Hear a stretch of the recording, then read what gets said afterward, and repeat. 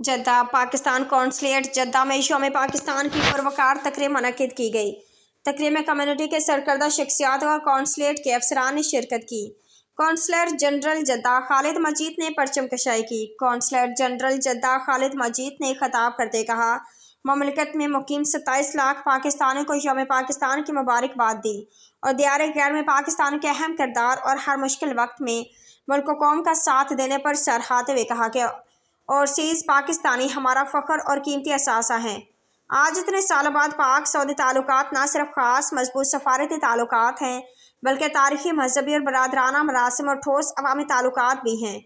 23 मार्च तारीख का वह अहम तरीन दिन है जो हर साल हमें इस अहद की तजदीद कराता है कि हमें बहैसियत मजमूई कौम मुत्तहिद रहकर पाकिस्तान की तरक्की में अपना बेहतरीन किरदार अदा करना है।